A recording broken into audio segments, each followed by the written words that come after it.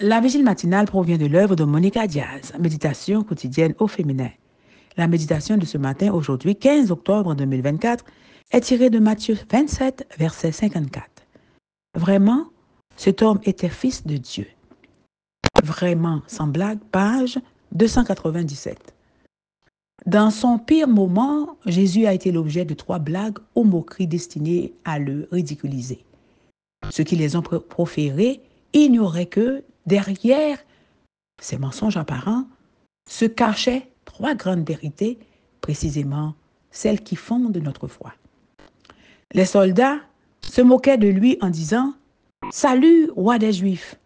Et ils disaient cela à genoux comme des sujets qui se prosternent devant le roi. En réalité, ils disaient « Tu n'es absolument pas roi. Si tu l'étais, tu ne serais pas ici, où finissent les criminels. » Jésus avait laissé entendre qu'il était le roi et il l'avait confirmé devant Pilate lorsque celui-ci lui avait demandé « Es-tu le roi des Juifs ?» « Tu le dis, avait-il répondu. Mais les soldats ne savaient pas ce que nous savons, que Jésus serait ressuscité et emmené sur le trône céleste.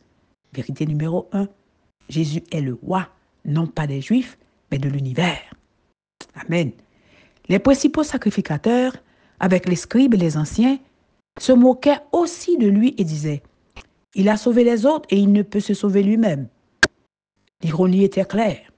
Un sauveur qui prétend ressusciter les morts, rendre la vue aux aveugles, la liberté aux captifs et la santé aux malades, mais qui n'est pas capable de sauver lui-même de cette mort honteuse. Ce qu'il ne savait pas, c'est que s'il s'était sauvé lui-même, il n'aurait pas pu sauver l'humanité. C'est précisément celui qui ne sauve pas qui est en mesure de sauver les autres en donnant sa vie pour eux. Vérité numéro 2. Par amour pour nous, Jésus a choisi de ne pas éviter la croix. Jésus s'écria d'une voix forte, « Mon Dieu, pourquoi m'as-tu abandonné ?»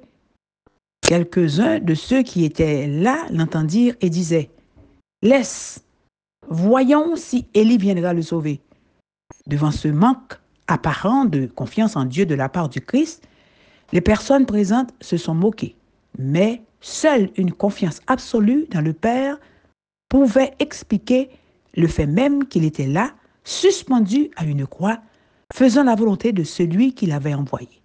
Jésus citait Psaume 22, verset 2, et ce psaume est paradoxalement un poème de confiance totale dans le Seigneur qui se poursuit par ces mots.